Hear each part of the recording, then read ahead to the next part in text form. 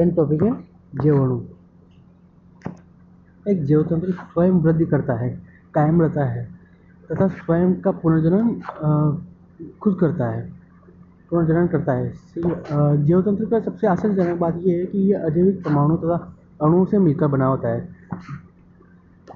यह अजैविक परमाणु से अणुओं से मिलकर बना होता है, जैसे carbon, nitrogen, oxygen, fluorine, neon, sodium, इन्हीं अणुओं से मिलकर बना होता है।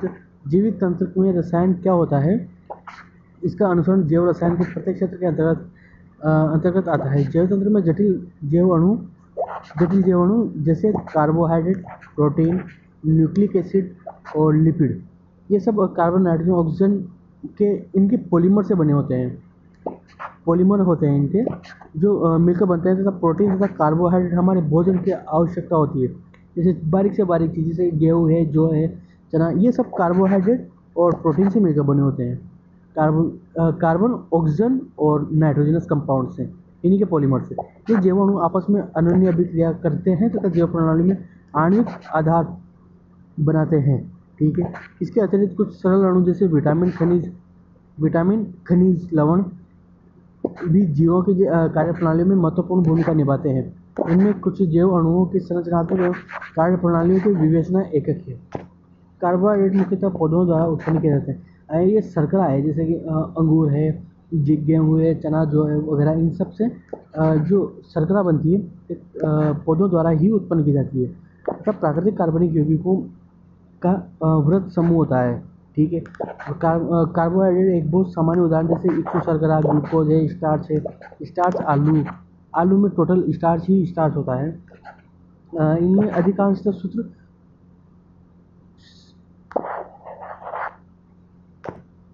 CxH2O की होल पावर y, ये 4 इस फॉर्मूले में से बैठता है। कार्बन और हाइड्रेट माना जाता है, कार्बन के हाइड्रेट माने जाता था, जिसके कारण इनका कार्बोहाइड्रेट उत्पन्न हुआ। उदाहरण के तौर पर ग्लूकोज C6H12O6, यहाँ दिया गया सूत्र C6H2O की होल पावर 6 के अनुरूप है। C6H2O की होल पावर 6, ठीक है। परंतु ये सभी यौगिकों के अनुरूप नहीं बैठता है। ये जो इस सूत्र के अनुरूप है कार्बोहाइड्रेट के रूप में वर्गीकृत नहीं किए जा सकते, सभी को वर्गीकृत नहीं किया जा सकता। जैसे एसिटिक अम्ल CH3COOH का सूत्र इस सामान्य सूत्र में C2H2O की होल पावर 2 में सही बैठता है, परंतु ये कार्बोहाइड्रेट नहीं है। इसी प्रकार ये दूसरा उदाहरण है, ये भी परिभाषा में नहीं बैठता है। ठीक है। इनमें विशिष्ट प्रकारात्मक समूह है, जैसे रासायनिक रूप से कार्बोहाइड्रेटों के गुणक पॉलीहाइड्रोक्सी एल्डिहाइड का कीटोन अथवा उन यौगिकों की तरह परिभाषित किया जा सकता है कि अपघटन के उपरांत इस प्रकार की इकाइयां देते हैं कि कुछ कार्बोहाइड्रेट स्वाद में मीठे होते हैं। ठीक है। शर्करा कहलाते हैं। घरेलू उपयोग में सामान्यतः सुक्रोज कहते हैं, तथा जबकि दुग्ध में पाए जाने वाली शर्करा दुग्ध शर्करा कहलाती है। इसमें एक बहुत ही बेसिक नॉलेज बताऊं मैं आपको, तो जैसे जिसके शुगर है वो कभी कभार जैसे नॉर्मल खाना वगैरह भी खाते हैं, तो उन्हें लगता है कि हम तो मीठा नहीं खा रहे, फिर भी हमारी शुगर क्यों बढ़ रही है, वो इस कारण से है। सामान्यतः गेहूँ, आलू वगैरह, इनमें भी स्टार्च, ग्लूकोज, सुक्रोज, फ्रक्टोज वगैरह पाए जाते हैं। तो इस वजह से भले ही मीठे ना हो पर शर्करा जरूर है। यह लैक्टोज कहते हैं, लैक्टोज दूध में पाई जाती है। कार्बोहाइड्रेट लोग को सेकेराइड भी कहते हैं। सेकेराइड जैसे कि सेक्रोन, कार्बोहाइड्रेट का वर्गीकरण, ये मुख्यतः 3 प्रकार के पाए जाते हैं: मोनोसेकेराइड, ओलिगोसेकेराइड, पॉलीसेकेराइड। मोनोसेकेराइड वे कार्बोहाइड्रेट जिसमें इससे एल्डिहाइड तथा कीटोन और अधिक सरल यौगिकों में अपघटित नहीं होता है। बिल्कुल बेसिक स्ट्रक्चर जिसे मोनोसेकेराइड कहलाते हैं। ये 20 मोनोसेकेराइड प्रकृति में ज्ञात होते हैं, तथा उदाहरण जैसे ग्लूकोज है, फ्रक्टोज है, राइबोज है और ओलिगोसेकेराइड वे कार्बोहाइड्रेट होते हैं जो मोनोसेकेराइड की 2 से 10 इकाइयाँ होती है, वो ओलिगोसेकेराइड कितने प्रकार के होते हैं? डाइसेकेराइड, ट्राइसेकेराइड, टेट्रासेकेराइड आदि में वर्गीकृत किया गया है। ये 2 से 10 यूनिट स्ट्रक्चर होती है। डाइसेकेराइड मुख्यतः डाइसेकेराइड के जल अपघटन से प्राप्त होते हैं। ठीक है। मोनोसेकेराइड इकाइयाँ समान तथा भिन्न हो सकती है। उदाहरण के तौर पर सुक्रोज का एक अणु जल अपघटन द्वारा ग्लूकोज व फ्रक्टोज में की एक इकाई देता है, जबकि माल्टोज 2 इकाइयाँ केवल ग्लूकोज, जैसे ग्लूकोज भी बाइंड हो सकता है, ग्लूकोज फ्रक्टोज भी होता है, ग्लूकोज माल्टोज भी होता है। ये अलग अलग टाइप के स्ट्रक्चर बनाते हैं, अलग अलग तरह के सेकेराइड बनाते हैं, जो अलग अलग मीठेपन में प्रदान करते हैं। जैसे फलों का अलग मीठापन होता है, सेक्रिन का अलग मीठापन होता है, और दूध का अलग थोड़ा सा मीठापन होता है।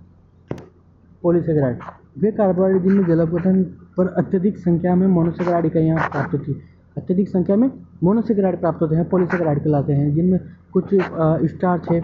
आलू को जब जल अपघटित किया जाता है तो काफ़ी सारा स्टार्च की लंबी लंबी श्रृंखलाएँ होती है, सेलुलोज तथा ग्लाइकोजन और गोंद आदि। पॉलीसेकेराइड स्वाद में मीठे नहीं होते हैं, अतः असरकला भी कहलाते हैं। आलू कहाँ मीठा होता है, गोंद भी कहाँ मीठा होता है। कार्बोहाइड्रेट में अपचायी अनपचायी शर्करा में भी वर्गीकृत किया जा सकता है, तथा उन कार्बोहाइड्रेट तथा फैलिंग विलियन तथा टोलेन अभिकर्मक को अपचायी कर देता है, अपचायी शर्करा कहा जाता है। सभी मोनोसेकेराइड चाहे वे एल्डोस हो अथवा कीटोस अपचायी शर्करा होती है। मोनोसेकेराइड कार्बन परमाणु की संख्या एवं प्रकारात्मक समूह के आधार पर मोनोसेकेराइड को पुनः वर्गीकृत किया जा सकता है। यदि मोनोसेकेराइड एल्डिहाइड समूह तो उसे एल्डोस, और उसमें कीटो समूह हो तो कीटोस। मोनोसेकेराइड में निहित कार्बन परमाणुओं की संख्या के नाम के सम्मिलित, ठीक है, ये ट्रायोस, टेट्रोस, पेंटोस, जिसमें 3 है, ट्रायोस, टेट्रोस 4, पेंटोस 5, हेक्सोस 6, हेप्टोस 7। अगर एल्डिहाइड समूह तो एल्डो ट्रायोस, एल्डो आगे लगेगा, और कीटो है तो कीटो सब में लगेगा, और जितनी कार्बन चेन है ट्रायोस, टेट्रोस, पेंटोस, हेप्टोस लगेगा। अरे ग्लूकोज मोनोसेकेराइड। ग्लूकोज प्रकृति में मुक्त अथवा संयुक्त अवस्था में मिलता है। यह मीठे फलों तथा शहद में उपस्थित होता है, ठीक है। पके हुए अंगूर में भी अधिक मात्रा में ग्लूकोज की मात्रा होती है, इसके निम्नानुसार है। ग्लूकोज बनाने की विधियाँ। ग्लूकोज सुक्रोज में HCl H+ एसिडिक मीडियम में जल की घुलनशीलता में यह सुक्रोज को ग्लूकोज में और फ्रक्टोज में तोड़ देता है। इनका फॉर्मूला सेम है पर इनकी स्ट्रक्चर अलग अलग है। और एल्कोहलिक ग्रुप की रोटेशन वो अलग अलग है, आइसोमर्स है ये दोनों। स्टार्च को अगर जल में घोला जाता है तो एसिडिक मीडियम में 393 केल्विन 2 से 3 एटीएम पर, तब यह ग्लूकोज में कन्वर्ट हो जाता है। ग्लूकोज की संरचना इसमें मोनोसेकेराइड में CHO और CH2OH तो सभी में आएगा, परंतु ये जो CHOH का होल 4 है, इसमें एल्कोहलिक ग्रुप, इसका रोटेशन दाएं तरफ और बाएं तरफ। OH जैसे यहाँ है तो कभी अलग सेकेराइड में इस तरफ है, जैसे कि सुक्रोज है, फ्रक्टोज है, ग्लूकोज है और लैक्टोज है। इनकी जो संरचना के आधार पर इनके नामकरण अलग अलग होंगे। बाकी ऊपर वाला जो CHO ग्रुप और नीचे CH2OH ग्रुप, ये सभी में सेम रहेगा। इसकी अभिक्रिया HI के साथ करवाने पर ये सिंगल कार्बन चेन प्राप्त होगी, NH चेन। अरे NH2OH ये पहले भी अपन पढ़ चुके हैं। ये इसके साथ अभिक्रिया करके -H2O निकाल के डबल बॉन्ड बनाएगा, और ये HCN के साथ सब्स्टिट्यूशन रिएक्शन देगा, लाइक SN2 रिएक्शन देगा। ये पहले CN जुड़ेगा, फिर OH इसका H+O- से जुड़ेगा। ग्लूकोज ब्रोमीन Br2 जल, ये दुर्बल ऑक्सीकारक है। दुर्बल ऑक्सीकरण कर्मक द्वारा ये CHO को COOH में कन्वर्ट कर देगा, ये अपन पहले भी पढ़ चुके हैं। ग्लूकोज की एसिटिक एनहाइड्राइड के साथ अभिक्रिया करवाने पर एनहाइड्राइड सॉल्यूशन एस्टर ग्रुप बनेगा। ग्लूकोज की का ऑक्सीडेशन करने पर CH2OH और CHO दोनों का ऑक्सीडेशन होगा, COOH में कन्वर्ट होगा, तथा ग्लूकोनिक अम्ल का CH2OH का ऑक्सीडेशन होगा और COOH बनेगा। ये सेक्रिन काफ़ी ज़्यादा मीठा होता है। इन डायग्राम को फिशर डायग्राम कहते हैं। इनका विन्यास OH का इंटरचेंज होगा इसमें जो ग्लूकोनिक अम्ल है इसको ग्लूकोनिक अम्ल को सेकेंड वाले से और सेकेंड को थर्ड वाले से दिखाया गया है। इसमें इनके OH ग्रुप में ज़्यादा चेंज नहीं होगा, बस इस COOH का CH2H इसका रिडक्शन होगा और इसमें CHO का ऑक्सीडेशन होगा। ग्लूकोज को डेक्स्ट्रो इसको इस जैसे कि इस वाला कार्बन है, इसमें नंबरिंग पहला, दूसरा OH, तीसरा रिंग और चौथा हाइड्रोजन, तो क्लॉकवाइज घूमेगा तो ये डेक्स्ट्रो कहलाएगा। और जैसे ये वाला कार्बन है इसको प्राथमिक तौर पर एल्कोहल ग्रुप 1, 2, 3 और 4, 3 ऊपर और चौथा हाइड्रोजन, तो ये लीवो रोटेटरी कहलाएगा, एंटी क्लॉकवाइज घूमेगा। इसी तरह डेक्स्ट्रो और लीवो, ठीक है, इनमें क्या हो रहा है 1, 2, 3, 4, तो डेक्स्ट्रो, ये डेक्स्ट्रो रोटेटरी। और इसमें 1, 2, 3, 4, तो इसमें एंटी क्लॉकवाइज तो लीवो रोटेटरी। देखो इसमें ये वाला जो कार्बन है इसमें प्राथमिकता पहले अल्कोहल, दूसरा, तीसरा कार्बन और चौथा हाइड्रोजन, तो 1, 2 क्लॉकवाइज, इसलिए डेक्स्ट्रो। इसमें एल्डिहाइड ग्रुप, दूसरा अल्कोहल, तीसरा एथेनॉल और चौथा, तो ये भी डेक्स्ट्रो थ्योरी में यही सब दिया हुआ है। ग्लूकोज की चक्रीय संरचना, अर्थात इसको साइक्लिक बनाने के लिए अल्फा डी ग्लूकोज, ये जो OH ग्रुप है ये सब्स्टिट्यूशन ऑक्सीजन के साथ CHO के साथ सब्स्टिट्यूशन रिएक्शन देगा। H प्लस और कार्बन डबल बॉन्ड O से जब इलेक्ट्रॉन ऊपर आएगा, ऑक्सीजन के ऊपर आएगा, तो यहाँ से H प्लस निकल कर यहाँ जुड़ेगा तथा ऑक्सीजन के साथ ये बॉन्ड बना लेगा और ये राइट साइड से बनाएगा। जब ये OH ग्रुप इस साइड है तो इसे अल्फा कहेंगे और ये दूसरी साइड है, OH इस साइड है और हाइड्रोजन की तरफ से अगर अटैक करेगा तो ये beta D glucose dextro rotatory glucose कहलाएगा। देखो इसमें जब रिंग बनने के बाद क्या हो रहा है, CH2OH तो बाहर रहेगा। इसके अलावा ऑक्सीजन के पास अगर दो एल्कोहल ग्रुप सेम साइड है तब ये अल्फा ग्रुप कहलाएगा और ये अपोजिट साइड है इसलिए बीटा ग्रुप कहलाएगा। ताकि OH और H ये तो दोनों अपोजिट साइड है ही सही। फ्रक्टोज, ये फ्रक्टोज फल शर्करा कहलाते फलों में पाई जाती है तथा ये इसकी संरचना में कीटो ग्रुप होता है। ये कीटो ग्रुप OH के साथ जब इस दिशा में होगा CH2OH बाहर होगा, CH2OH बाहर होगा। अगर ये इस साइड रहेगा तब ये अल्फा ग्रुप, अगर इस दाईं तरफ रहेगा तो ये बीटा ग्रुप में कहलाएगा। तथा इसकी संरचना 4 कार्बन 1, 2, 3, 4 कार्बन से फ्यूरन की तरह होगी लगभग। अर्थात रिंग बनने के बाद CH2OH सेम साइड रहेंगे तब अल्फा और CH2OH ऑपोजिट साइड रहेंगे फ्यूरेन में, तब ये बीटा साइड कहलाएगी। डाइसेकेराइड, जिनमें 2 सेकेराइड बॉन्डिंग बनाते हैं। अल्फा ग्लूकोज में OH सेम साइड रहता है और ये फ्यूरेन रिंग में जब CH2OH और CH2OH ऑपोजिट साइड रहते हैं तब यह बीटा ग्रुप फ्रक्टोज कहलाएगा। यह OH और H2O का जो निष्कासन होगा तब ग्लाइकोसाइडिक बॉन्ड बनाएगा। ये ग्लाइकोसाइडिक बॉन्ड सुक्रोज डाइसेकेराइड अथवा सुक्रोज कहलाएगा। अल्फा डी ग्लूकोज और बीटा डी फ्रक्टोज। सुक्रोज दक्षिण ध्रुवण गुणक मतलब एंटी क्लॉकवाइज होगा, जिससे लेकिन जल अपघटन के उपरांत दक्षिण ध्रुवण गुणक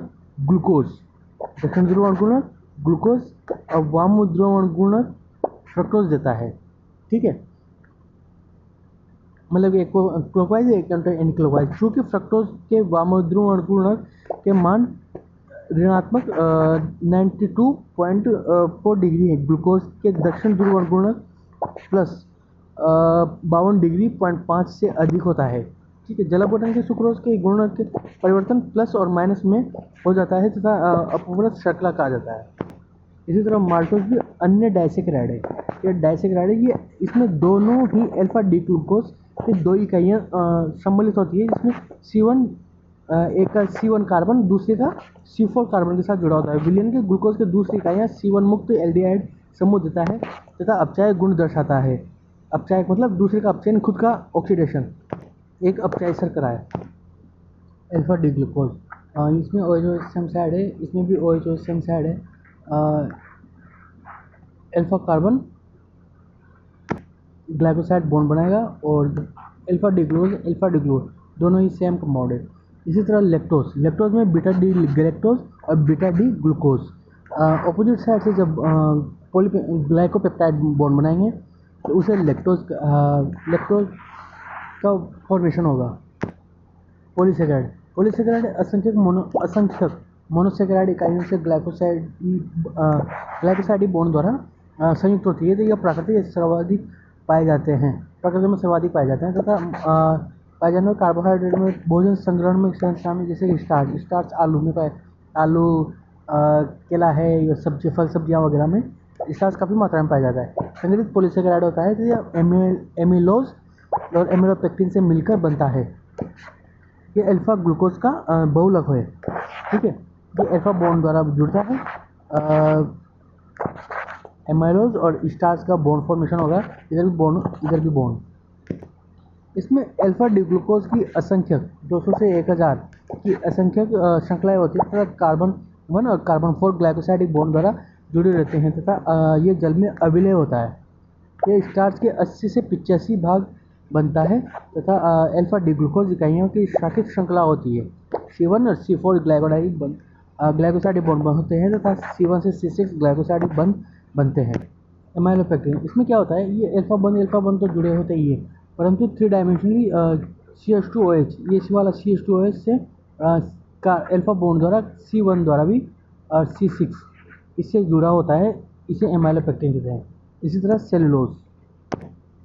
सेलुलोज विशिष्ट रूप से केवल पौधों में मिलता है।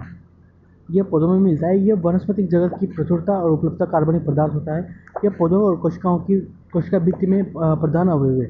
कोशिका भित्ति जो बाहरी परत है उसमें प्रधान अवयव है। सेलुलोज बीटा ग्लूकोज की बड़ी ऋण रज्जु श्रृंखला युक्त पॉलीसेकेराइड है तथा इसमें ग्लूकोज की इकाइयाँ C1 तथा दूसरी ग्लूकोज इकाइयाँ C4 के मध्य ग्लाइकोसाइडिक बंध है। ये वाला जो बॉन्ड होता है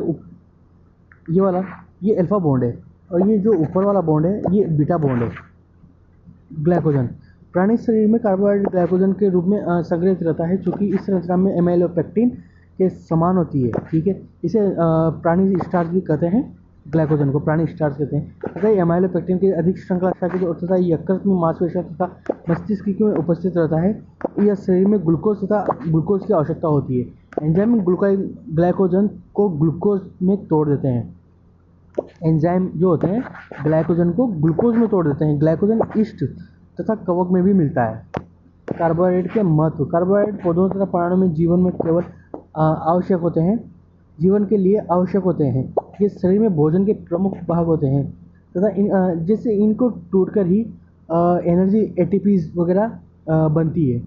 एनर्जी का पार्ट जो होता है जो मांसपेशियों को इम्पल्स के द्वारा, जो तंत्रिका तंत्र से इम्पल्स के द्वारा, आयनों के द्वारा एनर्जी प्रोवाइड करवाती है। चिकित्सा में आयुर्वेदिक प्रणाली में ऊर्जा के तत्कालीन स्रोत के रूप में भी वेद्यों तथा शहद का उपयोग किया गया है। कार्बोहाइड्रेट अणु वनस्पति के स्टार्च के रूप में एवं जंतुओं में ग्लाइकोजन के रूप में संचित रहते हैं। जीवाणु में पौधों की सेलुलोज में की बनी होती है। जीवाणुओं की पौधों की जो बाहरी स्ट्रक्चर है वो सेलुलोज की बनी होती है तथा लकड़ी के रूप में भी प्राप्त सेलुलोज हम फर्नीचर आदि में बनाते हैं तथा सूती रेशों सेलुलोज जो कॉटन है, कॉटन भी सेलुलोज से बनी होती है। रुई के धागे और अनेक प्रमुख उद्योगों में वस्त्र, कागज और निवासन के लिए इत्यादि में कच्चा माल उपलब्ध होता है। ये सेलुलोज ही होता है ग्लाइकोजन के रूप में। न्यूक्लिक अम्ल में 2 एल्डोपेप्टोज तथा अल्फा डी राइबोज तथा 2D ऑक्सीराइबोज उपस्थित होते हैं। जीवतंत्र में कार्बोहाइड्रेट अनेक प्रोटीनों के लिपिडों की संयुक्त अवस्था मिलते हैं। प्रोटीन जीव जगत में सर्वाधिक पाए जाने वाले जैव अणु है। प्रोटीन के प्रमुख स्रोत दूध, पनीर, दालें, मूंगफली, मछली अथवा मांस आदि के शरीर में प्रत्येक भाग में उपस्थित होते हैं तथा जीवन का मूलभूत संरचनात्मक और क्रियात्मक आधार है। यह शरीर में वृद्धि एवं अनुरक्षण के लिए भी आवश्यक होते हैं। प्रोटीन शब्द की उत्पत्ति ग्रीक प्रोटियोस से हुई है, जिसका प्राथमिक अति महत्वपूर्ण होता है। सभी अल्फा एमिनो अम्ल के बहुलक होते हैं। ये अल्फा एमिनो अम्ल के बहुलक होते हैं, पेप्टाइड पेप्टाइड बॉन्ड से जुड़े होते हैं। इन्हें प्रोटीन कहते हैं। एमिनो अम्ल NH2 तथा कार्बोक्सिलिक अम्ल का प्रकारात्मक इस श्रृंखलाओं से जुड़े, जो कि एल्किल ग्रुप से जुड़े होते हैं। कार्बोक्सिलिक अम्ल में संदर्भ में समूह स्थितियों के आधार पर alpha, beta, gamma, delta amino अम्लों के वर्गीकृत किया गया है तथा इन प्रोटीनों के जल अपघटन अल्फा एमिनो अम्ल हो जाते हैं। इनके प्रकारों समूह में उपस्थित होते हैं। सभी एमिनो अम्लों के रूढ़ नाम हैं। इन यौगिकों के गुण और उनके स्रोत प्रदर्शित करते हैं कि ग्लाइकोसिन और तथा नाम मीठे स्वाद के कारण दिया गया है। मीठे स्वाद के कारण दिया है। ग्रीक भाषा में ग्लाइकोजन का अर्थ मीठा होता है। टायरोसिन सर्वप्रथम पनीर के रूप में प्राप्त किया गया था। ग्रीक भाषा में टायरोस का अर्थ पनीर है, जिसमें एमिनो अम्ल का साधारणतः एक ग्रीक अक्षर का प्रतीक द्वारा प्रदर्शित किया जाता है। कभी कभी एक अक्षर प्रतीक के रूप में उपयोग किया जाता है तथा सामान्यतः उपलब्ध एमिनो अम्ल की संरचना के 3 अक्षर तथा एक अक्षर प्रतीक के रूप में किया जाता है। एमिनो अम्लों का वर्गीकरण।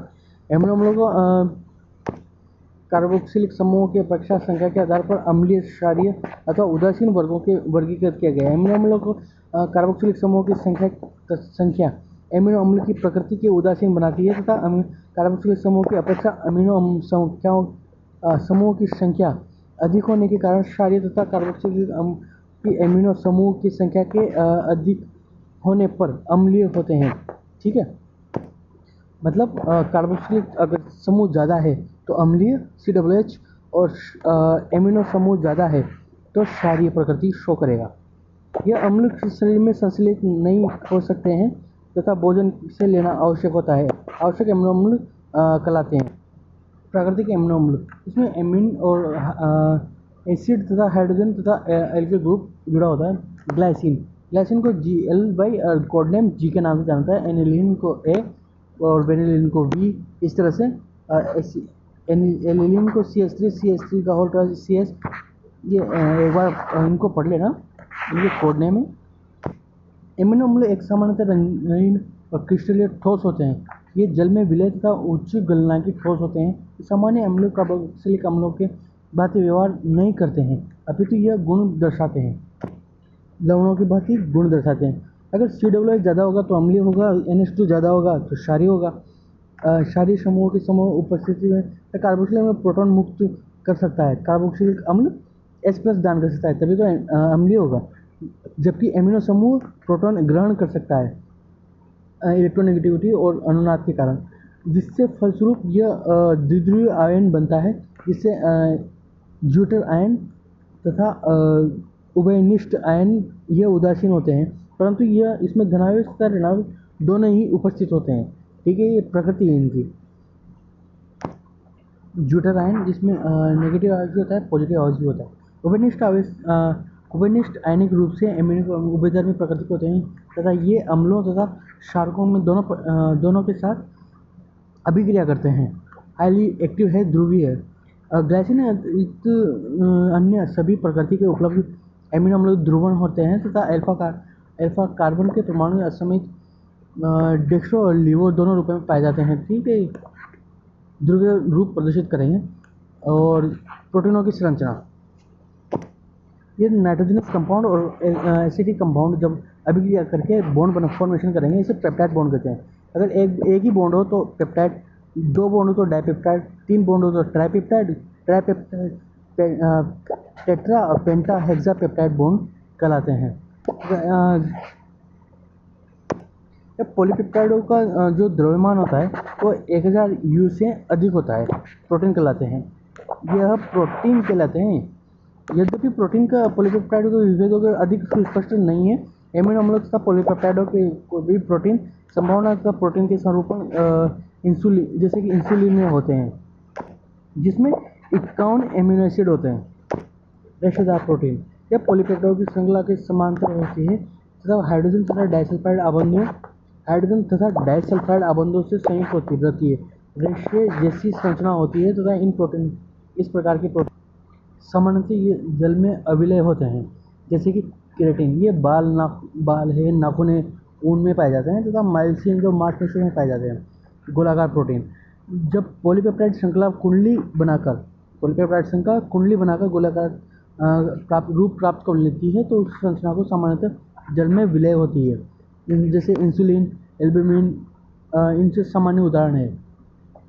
प्रोटीन संरचना का आकृति का अध्ययन 4 भिन्न स्तरों पर किया जा सकता है, जैसे प्राथमिक, सेकेंडरी, तृतीयक और चतुर्थ संरचना। प्रत्येक स्तर पर पूर्व की तुलना में जटिल होती है। प्रोटीनों की प्राथमिक संरचना, इनमें प्रोटीनों की अथवा अनेक पॉलीपेप्टाइड श्रृंखलाएं उपस्थित होती है।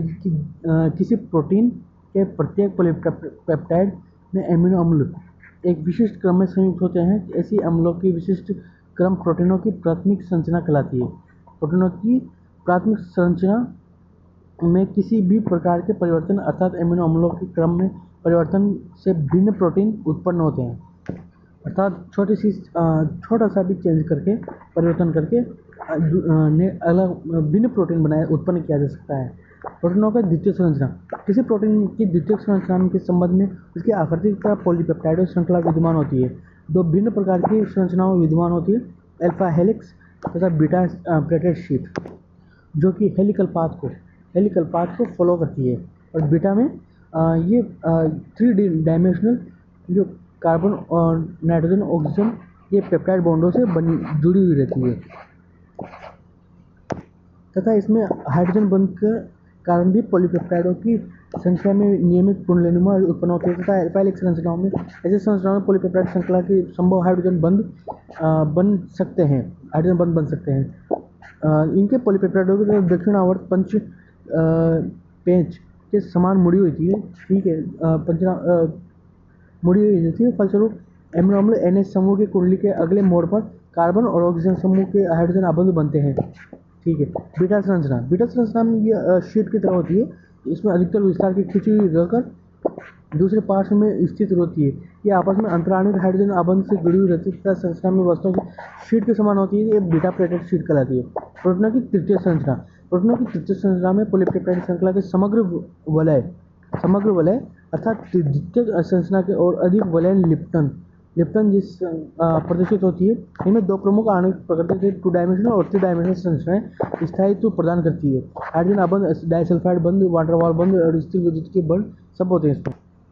प्रोटीन की चतुष्क संरचना, ये प्रोटीन के 2 या 2 से अधिक पॉलीपेप्टाइड श्रृंखलाओं से बने होते हैं, जिन्हें उप इकाइयाँ कहते हैं। इन उप इकाइयों के परस्पर स्थान को व्यवस्था चतुष्क संरचना कहते हैं। इन संरचनाओं के चित्रात्मक निरूपण इस 4 डायमेंशनल चतुष्क संरचनाएं कुछ इस प्रकार की होती है। देखिए, प्राथमिक संरचना एकदम स्ट्रेट होती है, द्वितीयक हेलिकल, तृतीयक डाई हेलिकल और चतुष्क काफ़ी कॉम्प्लिकेटेड होती है। प्रोटीनों का विकृतीकरण, जैविक निकाय में पाई जाने वाली विशेष त्रिविम संरचना या जैविक सक्रियता वाले प्रोटीन प्राकृतिक प्रोटीन कहलाते हैं। यह प्राकृतिक प्रोटीन भौतिक परिवर्तन करते हैं, जैसे ताप में परिवर्तन से रासायनिक परिवर्तन और जैसे pH में परिवर्तन आदि किया जाता है, तो हाइड्रोजन आबंध में अव्यवस्था उत्पन्न हो जाती है। इंटरचेंज तो होगा, इस वजह से अव्यवस्था उत्पन्न होती है, जिसके कारण गोलिका ग्लोब्यूल खुल जाती है। अर्थात जैसे तापमान बढ़ता है या फिर उनके इंटरनल एक्सचेंज जो प्रोटॉन इलेक्ट्रॉन की आवाजाही अवरुद्ध होगी, हेलिकल कुंडलित हो जाती है तथा अकुंडलित खुल जाती है। प्रोटीन के जैविक सक्रियता को खो देते हैं, डीनेचर हो जाते हैं। उनकी जो नेचुरलिटी है वो अपनी प्रॉपर्टी खो देते हैं। इसे प्रोटॉन का विकृतीकरण कहते हैं। प्रोटीन का विकृतीकरण के दौरान द्वितीयक और तृतीयक संरचना नष्ट हो जाती है, परंतु प्राथमिक अप्रभावित रहती है। उबालने पर अंडा जैसे सफ़ेद का स्कंदन, इसलिए अंडा प्रोटीन का सबसे अच्छा उदाहरण है। इसका उदाहरण जमना है तथा दूध के बैक्टीरिया द्वारा लैक्टिक अम्ल उत्पन्न होना। एंजाइम क्या होते हैं? जीवधारियों में होने वाली विभिन्न रासायनिक अभिक्रियाओं के समन्वय के कारण ही जीवन संभव है।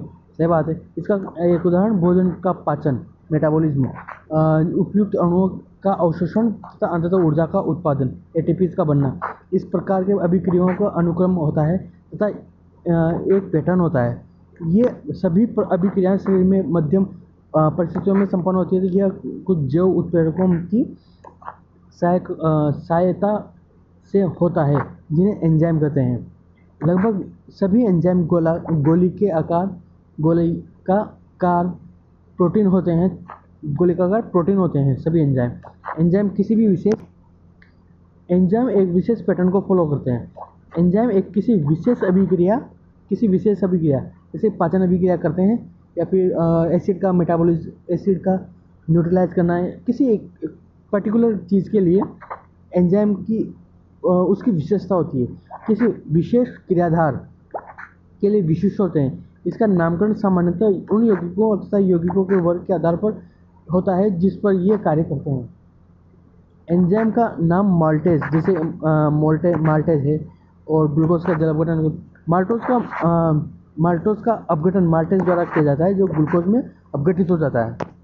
कभी कभी एंजाइम का नाम अभिक्रिया के आधार पर दिया जाता है जिनका इनका उपयोग होता है। उदाहरण जो एंजाइम एक क्रियाधार ऑक्सीकरण उत्प्रेरित करते हैं तथा साथ ही दूसरे क्रियाधार का अपचयन उन्हें ऑक्सीडाइरेक्टेज के नाम से एंजाइम का नाम एज आता है, अंत में एज आता है। एंजाइम की क्रियाविधि। किसी अभिक्रिया की प्रगति के लिए एंजाइम के बहुत ही कम मात्रा में आवश्यकता होती है।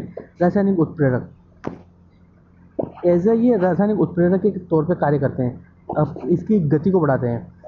और एंजाइम सक्रियण ऊर्जा के परिणाम के कम कर देता है, अर्थात ऊर्जा की मात्रा कम होती है, ये अभिक्रिया की दर को बढ़ा देते हैं। उदाहरण के तौर पर सुक्रोज के अम्लीय जल अपघटन के लिए संक्रियण ऊर्जा 6.22 किलोजूल पर मोल है, जबकि सुक्रोज एंजाइम जल अपघटन अपघटित होता है तो संक्रियण ऊर्जा 2.15 किलोजूल पर मोल होती है। नेक्स्ट है विटामिन। ऐसा देखा गया है कि हमारे भोजन में कुछ कार्बनिक यौगिक की आवश्यकता सूक्ष्म मात्रा में होती है। ये भोजन में आवश्यक रूप से जरूरी होते हैं। इनकी कमी के कारण विशेष रोग उत्पन्न हो जाते हैं। इन यौगिकों को विटामिन कहते हैं। अधिकांश विटामिनों का संश्लेषण हमारे शरीर में होता है और कुछ का नहीं किया जा सकता, हमारे शरीर में होता ही नहीं। लेकिन पौधे लगभग सभी विटामिनों का संश्लेषण कर सकते हैं। इन आवश्यक आहार के रूप में लिया गया है तथा आहार नाल में बैक्टीरिया हमारे आवश्यक कुछ विटामिनों को उत्पन्न कर सकते हैं। ठीक है, हमारे शरीर में बनते हैं और कुछ बाहर से भी लिया जा सकता है। सामान्यतः हमारे आहार में सभी विटामिन उपलब्ध रहते हैं। विभिन्न विटामिन भिन्न प्रकार की श्रेणियों से संबंधित होते हैं, अतः इन्हें संरचना के आधार पर परिभाषित करना कठिन होता है। इन्हें सामान्यतः इस प्रकार के विचारित किया जाता है कि ये विशिष्ट जैविक क्रियाओं के संपन्न होने के लिए हमारे आहार में आवश्यक कार्बनिक पदार्थ होते हैं, जिन्हें जीव के इष्टतम वृद्धि, स्वास्थ्य और सामान्य रखरखाव में विटामिन जैसे कि A B C D, A D E K B1 से B12 तक, जैसे B12 हीमोग्लोबिन की मात्रा, कैरोटीन जो थक्का जमने में इत्यादि काफ़ी भिन्न प्रकार से इनका यूज किया होता है अपने शरीर में। तो एडीई के द्वारा रतौंधी, बेरी एक्सेट्रा रोग होते हैं। B6 से B12 के आदि में नाम दिया गया है। विटामिन में अधिक भी हानिकारकता होती है। ठीक, सही बात है, अधिकता भी हानिकारक है इसकी। चिकित्सा के परामर्श के बिना विटामिन की गोली नहीं लेनी चाहिए, ये बहुत खास चीज़ है। चिकित्सक के बिना अधिकता की गोली नहीं लेनी चाहिए। जैसे आँखों के लिए विटामिन ए की आवश्यकता होती है, परंतु इसकी अधिकता अंधापन या फिर काफ़ी रेडोप्सिन में काफ़ी नुकसान पहुंचाती है आँखों में। विटामिन दो शब्दों को विटल प्लस एमिन से जुड़कर बना होता है, क्योंकि प्रारंभ में 95 यौगिकों में एमिनो समूह था, लेकिन बाद में कार्यों में प्रदर्शित हुआ कि अधिकांशतः एमिनो अम्ल नहीं होता है। यह अंग्रेजी शब्द में लिखा गया तथा ई का प्रमाण विटामिन शब्द का उपयोग किया जाता है। विटामिनों का वर्गीकरण। विटामिन वसा दो प्रकार के होते हैं, वसा विलय, जल में विलय। वसा विलय एडीई के ये वसा में विलय होते हैं, जबकि जल में विलय बी वर्ग के विटामिन, बी वर्ग के सभी B12 तक, सी जल के विटामिन सी, जल में विलय होते हैं। इन्हें एक साथ वर्ग में रखा गया है तथा जल में विलय विटामिनों के साथ उत्सर्जित हो जाते हैं। इन्हें हमारे शरीर में B12 के अतिरिक्त संचित नहीं किया जा सकता। कुछ विटामिन जिन्हें स्रोत की कमी के कारण उत्पन्न होने से विटामिन ए, ये इसमें आँखों में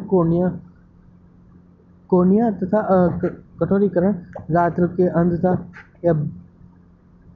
अंधता की वजह से आँख की बीमारियाँ लगभग विटामिन ए से जुड़ी हुई है।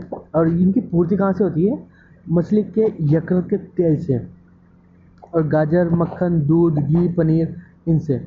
और B1 बेरी और भूख का कम लगना, इसकी पूर्ति कहाँ से? खमीर, दूध, हरी सब्जियाँ, दालें। B2 दूध, अंडा, अंडे की सफेदी व्हाइट वाला पार्ट, यकृत और गुर्दा। औष्ठ का मुंह में पर औष्ठ विद्रकरण यानी किलोसिस, मुंह और होठों के किनारों की दरारें पड़ना, पाचन की क्रियाओं की अव्यवस्था तथा त्वचा पर जलन की अनुभूति। B6 पीरिडोक्सिन, ये मरोड़ पड़ना। और B12 ये प्रत्याशी रक्त अल्पता, मतलब आरबीसी में हीमोग्लोबिन की कमी होना। विटामिन B12 ये पूर्ति कहाँ से होती है? मांस, मछली, अंडा, दही, ये नॉनवेज प्रोडक्ट हैं। और दूध, दही, खमीर, हरी सब्जियाँ, इनसे लगभग सभी विटामिन और प्रोटीन्स की पूर्ति हो जाती है। विटामिन सी, यह रकवा मसूड़ों में, ये खट्टी चीज़ों से इनकी आपूर्ति होती है। नींबू का रस है, मौसमी है, सिट्रस, फल सब्जियाँ, आंवला वगैरह। एस्कॉर्बिक अम्ल भी कहते हैं। विटामिन डी, ये सूर्य के प्रकाश से मिल जाती है। रिकेट्स, बच्चों की हड्डियों का मुड़ना, वयस्कों के जोड़ों में दर्द, हड्डियों का से रिलेटेड है विटामिन डी। और विटामिन ई सब्जियों तथा तेल यहाँ से आपूर्ति होती है। तथा आरबीसी की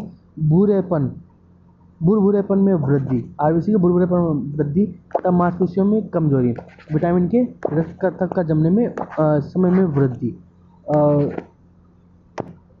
न्यूक्लिक अम्ल क्या होते हैं? प्रत्येक प्रजाति की हर एक पीढ़ी इस प्रकार की पूर्वजों के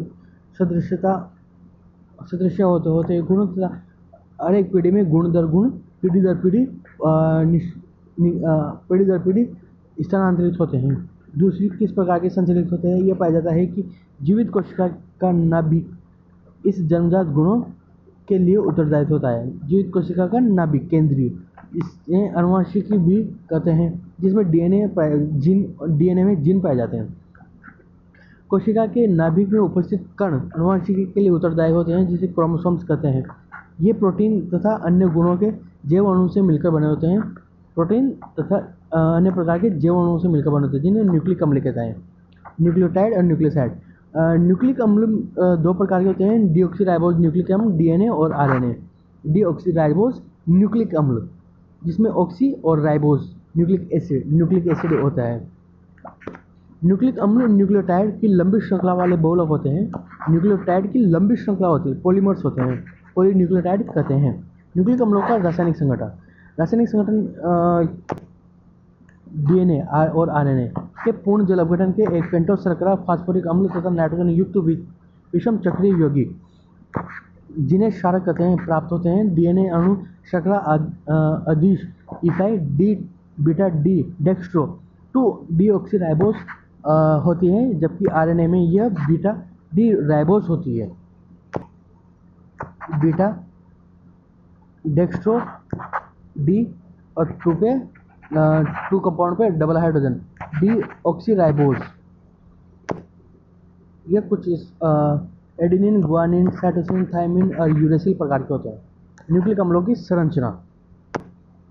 किसी क्षारक की शर्करा में 1 स्थिति पर जुड़ने के कारण न्यूक्लियोसाइड कहते हैं। क्षारक में विभेद प्रकार करने पर शर्करा कार्बन में 1, 2, 3 आदि से अंकित किया जाता है। 1, 2, 3, 4, 5, ठीक है, इसे न्यूक्लियोटाइड प्राप्त होते हैं। 5वां फास्फोरस जुड़ गया। न्यूक्लियोटाइड आपस में फास्फोडिस्टर बंधन द्वारा संयुक्त होते हैं जो पेंटोज शर्करा 5 और 3 पेंटोज शर्करा 5 और 3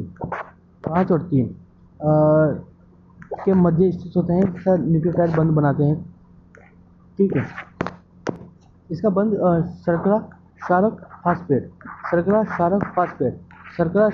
फास्फेट इस तरह से बंध बनाते हैं। न्यूक्लिक अम्ल के एक श्रृंखला में अनुक्रम में संबंधित सूचना को इसकी प्राथमिक संरचना कहते हैं। न्यूक्लिक अम्लों की द्वितीयक संरचना भी कहते हैं, जिसे जेम्स वाटसन द्वारा डीएनए के द्विकुंडलित श्रृंखला न्यूक्लिक अम्लों की दो श्रृंखलाएं आपस में कुंडलित होकर क्षारक युग्मों के मध्य हाइड्रोजन आबंध में आपस में जुड़ जाती है।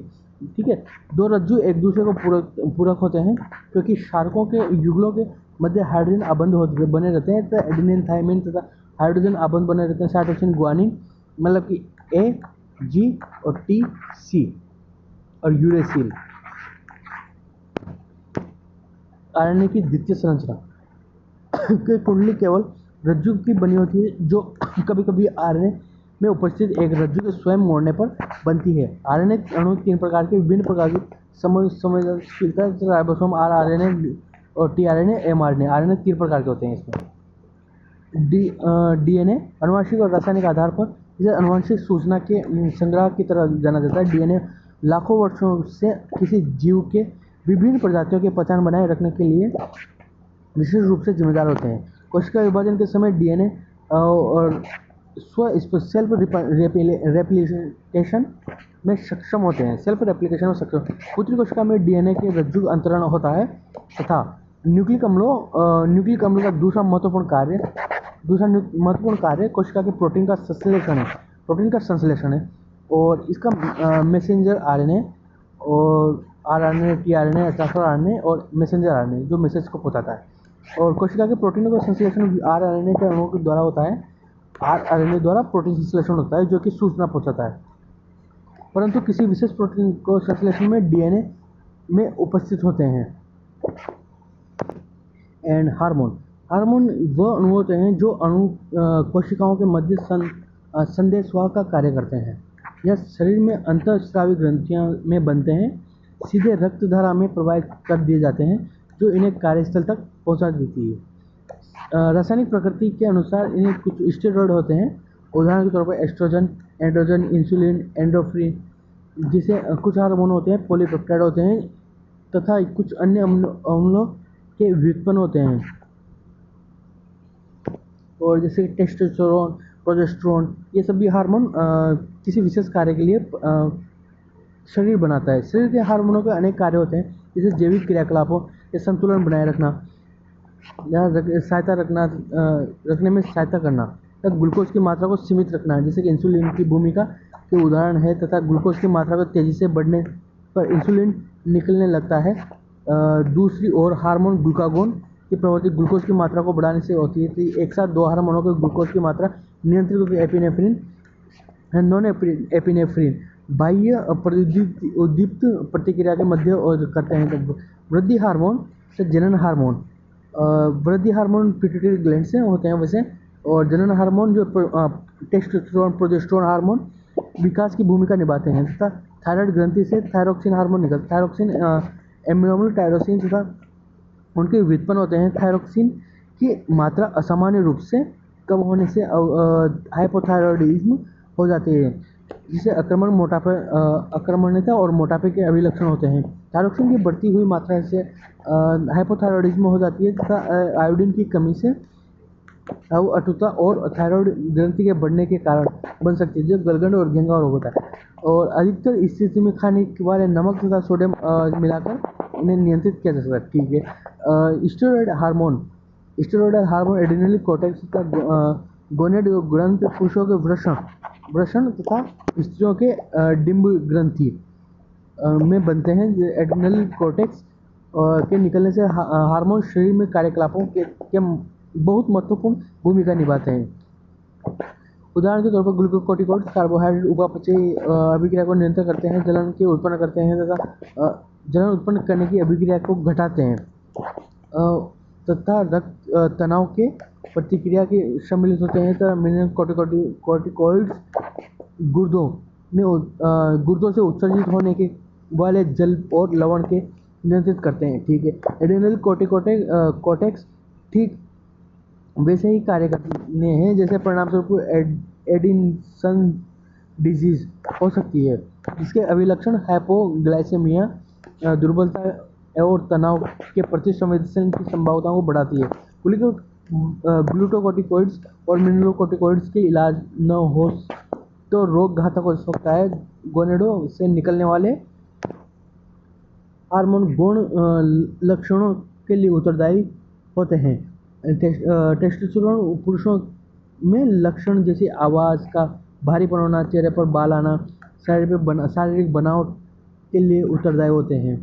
और एस्ट्रोएड्रल महिलाओं के लिए प्रमुख हार्मोन है जो महिलाओं के गौण यौन लक्षणों के लिए उत्तरदायी होते हैं तथा रजोधर्म नियंत्रण में भागीदारी निभाते हैं।